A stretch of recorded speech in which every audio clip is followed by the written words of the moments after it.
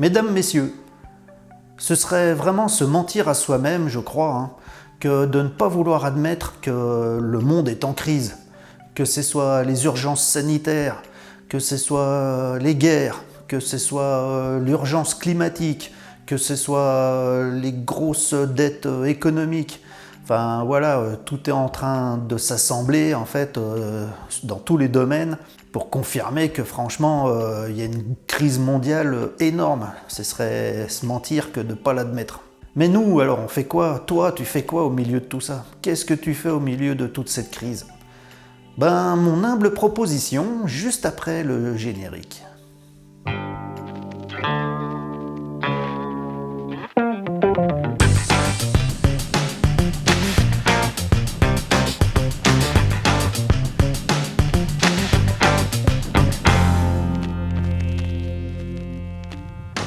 Mesdames, messieurs, ben oui, crise sanitaire, thérapie génique expérimentale pratiquement imposée, crise climatique, bientôt il y a des chances, un pass carbone imposé, guerre qui soi-disant influe sur toutes nos vies, amenant des grosses conséquences dans nos vies, les dettes que les États soi-disant ont fait, qui nous mettent en faillite.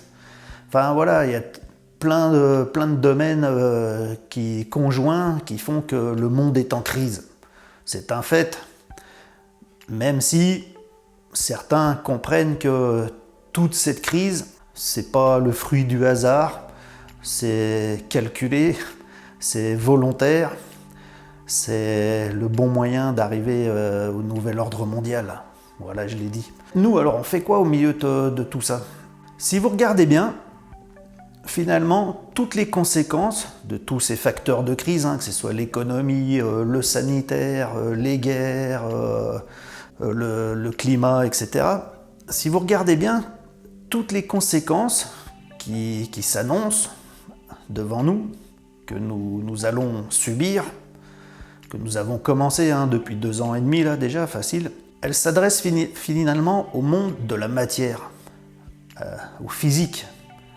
Parce que s'il y a des restrictions, s'il y a des obligations, s'il y a des injonctions, s'il y a des interdictions, etc., on voit bien que finalement, ça ne s'adresse pas directement à notre essence fondamentale, à notre âme, mais ça s'adresse à notre incarnation, à notre corps physique, ici, dans ce monde de matière. Et en fait, je crois que la clé, elle est là, pour tout le monde. Maintenant, et surtout par les temps à venir, il y a des chances que c'est là qu'il y a la clé, qu'il faut faire le vrai choix, un choix. La pilule rouge, la pilule bleue. C'est-à-dire que, ouais, ça risque de devenir dur dans nos vies quotidiennes, nos vies matérielles, dans ce monde de matière. Mais apparemment, c'est un peu fait exprès. C'est histoire de nous mettre à genoux afin de mieux nous contrôler, de mieux nous manipuler et de faire ce qu'on veut de nous, quoi, finalement. De nous imposer des choses, de nous enlever des libertés, de nous enlever des droits. Mais tout ça, ça concerne que notre corps incarner notre corps de matière ici et maintenant dans ce monde de matière. Et je crois que c'est fait exprès justement de nous mettre la pression dans ce domaine-là parce qu'on ne peut pas toucher à l'âme. L'âme, c'est l'essence originelle, c'est impalpable, ça vous est propre et c'est intouchable, c'est omniscient. Donc là où le chantage peut se faire, c'est uniquement sur l'incarnation matérielle dans ce corps de matière, à l'intérieur de ce monde de matière. Et on voit bien que c'est là que toutes les pressions sont dirigées pour, sans doute, nous amener au consentement, par la peur, par le manque, par le besoin, toujours dans ce monde matériel. Et la clé, comme le Christ nous l'a même dit et nous l'a montré, qu'on y croit ou qu'on n'y croit pas, qu'il ait existé ou qu'il n'ait pas existé, en tout cas la symbolique est là. C'est-à-dire qu'il nous a bien montré que c'est pas dans ce monde qu'il faut amasser des joyaux, mais préparer le royaume dans ce monde. Et lui, c'est ce qu'il a fait. Pour garder toute son intégrité, il n'a pas cherché à éviter son sort physique dans ce monde de matière. Et voilà exactement ce à quoi nous sommes confrontés aujourd'hui, j'ai l'impression. C'est-à-dire que notre corps de matière va subir de plus en plus de pression, ça va être de plus en plus dur à gérer, et le réflexe, c'est de préserver ce corps, et donc de se plier, de suivre le moule pour avoir le moins de dommages possible. Parce que bien sûr, quand on est un rebelle, on s'en prend plus facilement plein la tronche dès qu'on est un rebelle. Donc l'idée, c'est de mettre la pression afin qu'on soit des bons moutons, bien obéissants finalement par la peur. Avant tout la peur, les pressions, les interdictions, les injonctions, les obligations. Et puis par la peur du manque, du confort matériel actuel qu'on a dans cette vie matérielle, la peur de perdre. Donc la peur de perdre le bien-être physique, la peur de perdre le confort matériel qui amène du bien-être physique. Et c'est là-dessus que se joue toute la pression. Pour soudoyer l'âme, finalement, puisque l'âme en elle-même est intouchable, mais en soudoyant le corps, on peut pousser les individus à eux-mêmes soudoyer leur âme. Ce que le Christ n'a pas fait, justement. Il aurait pu éviter la croix, les flagellations, la torture, la mort. Il aurait pu, sans doute. Mais il ne l'a pas fait, ça. Parce qu'il a gardé son intégrité, le royaume, l'âme. Il n'a pas conservé son bien-être physique dans cette incarnation matérielle au détriment de son intégrité, du bien-être de son âme. Et en fait, c'est à ça que nous sommes confrontés aujourd'hui, et par les temps à venir, j'ai l'impression. C'est ce grand choix ultime qu'on doit faire. Est-ce qu'on reste dans la peur du physique, du monde physique, avec tout ce qui arrive autour de nous, toute cette interactivité, ou est-ce qu'on laisse tomber ce monde physique finalement, cet attachement qu'on a à ce monde physique, cette identification qu'on se fait à notre propre corps physique, et qu'on se tourne plutôt vers notre intégrité d'âme, c'est-à-dire de ne pas se vendre, de ne pas consentir au détriment de son âme, parce qu'on va à l'encontre finalement de nos réels ressentis profonds, mais juste par confort, par bien-être physique, par peur de perdre, par peur de manquer. Eh ben, c'est ça le choix d'aujourd'hui qu'on a tous à faire, je pense. Et c'est même comme ça qu'on peut gagner sur tous les plans.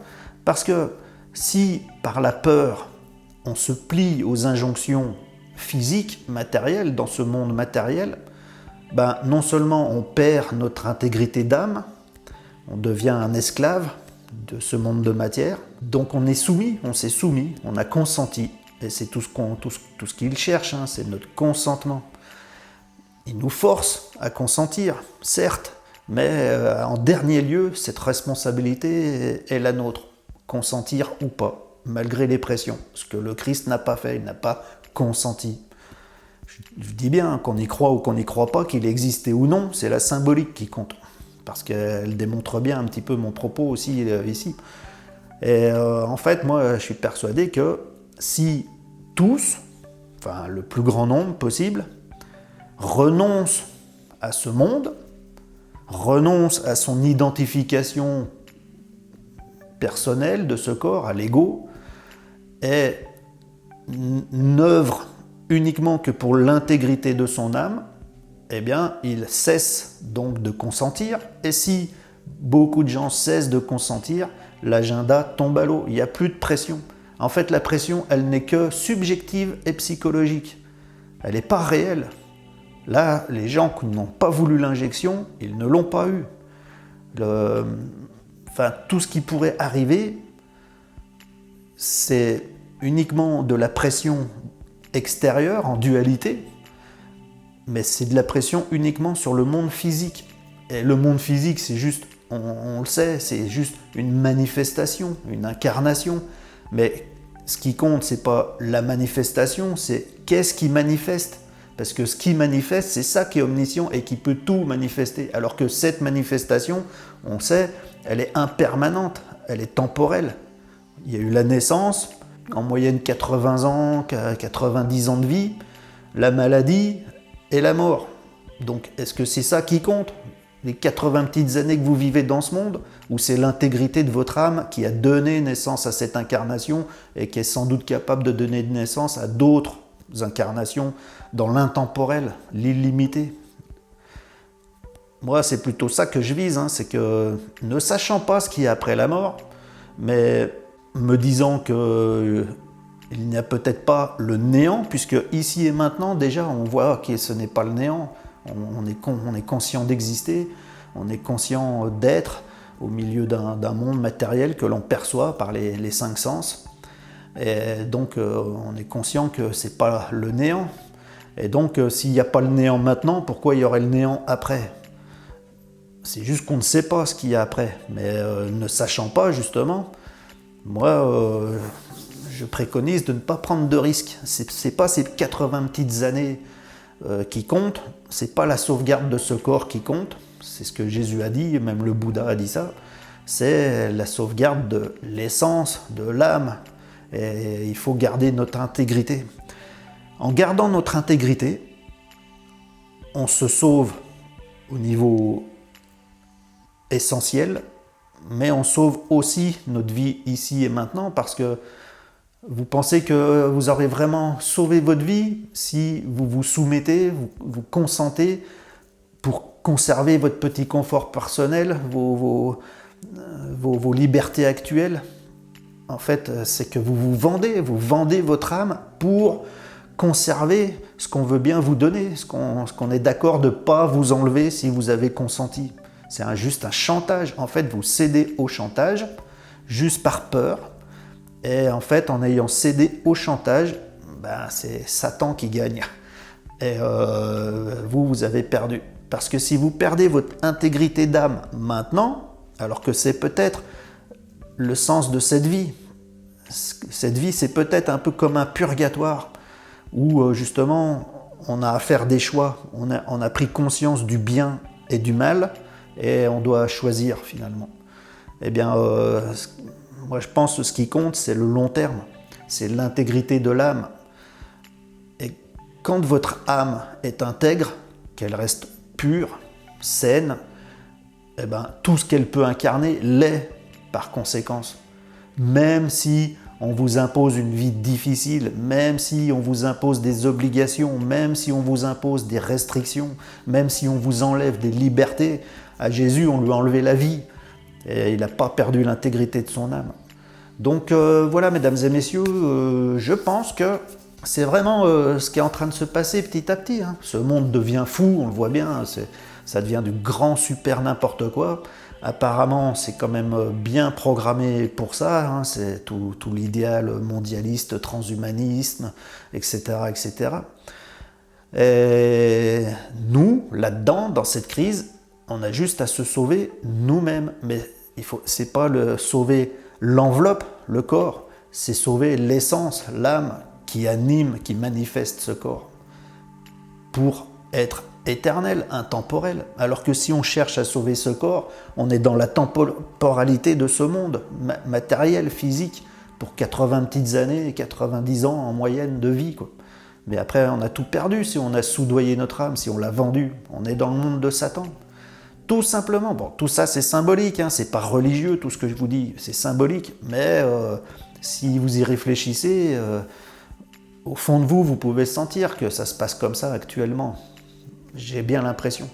Donc, mesdames et messieurs, voilà. Si vous voulez vous sauver vous-même, c'est pas votre corps qu'il faut sauver tout de suite, ici et maintenant, dans ce monde temporel et matériel. C'est votre âme, votre essence primordiale qu'il faut sauver dans le monde intemporel, non manifesté.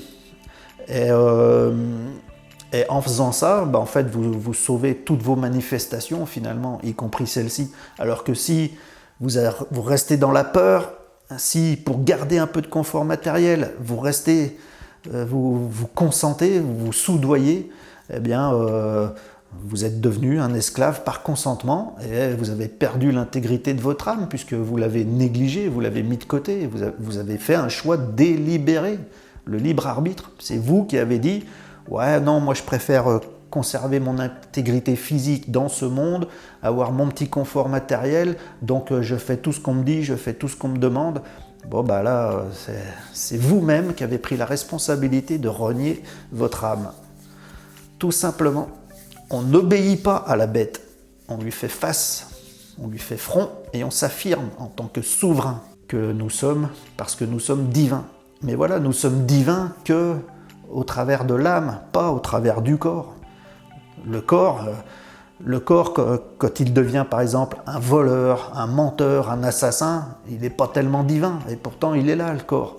Donc c'est pas le corps qui compte, c'est l'intention, c'est ce qui anime le corps. Sur ce, mesdames et messieurs, je ne sais pas si j'ai été clair dans mon message. Sachez toujours que tout ce que je raconte, moi, ce ne sont pas des vérités, ce ne sont pas des enseignements, c'est juste un humble partage de mon ressenti, de mes convictions au travers de mon expérience.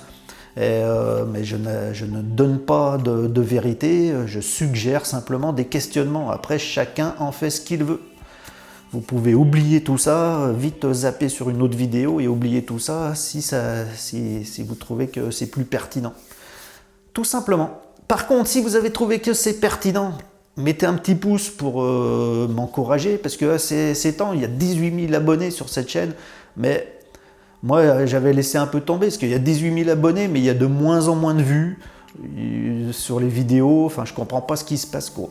Donc voilà, ici c'est pertinent, si vous avez kiffé, aidez-moi, mettez un pouce pour amener un peu de visibilité à cette chaîne, à cette vidéo. Partagez sans compter si vous pensez que mes propos sont pertinents puis que ça peut aider. C'est là pour ça, hein, humblement, le simple objectif c'est de peut-être aider. Et puis voilà, des questions, des commentaires sous la vidéo. Abonnez-vous à la chaîne si vous la découvrez par cette vidéo, que vous souhaitez être notifié des prochaines publications. Oh, c'est beau tout ce que je dis, je connais ça par cœur. Voilà, je crois que j'ai fait le tour. Merci beaucoup d'avoir suivi et pensez à votre âme. Même si les temps vont devenir durs, mesdames et messieurs, c'est pas le corps qu'il faut sauver, c'est l'âme. L'âme, c'est l'essence du corps. C'est ça qui est puissant. Si vous sauvez votre corps, c'est vous qui abandonnez votre âme. Et j'ai l'impression que tout ce qui se passe, ça ne sert qu'à ça. Donc voilà, tout simplement. Merci beaucoup, à ciao, bye.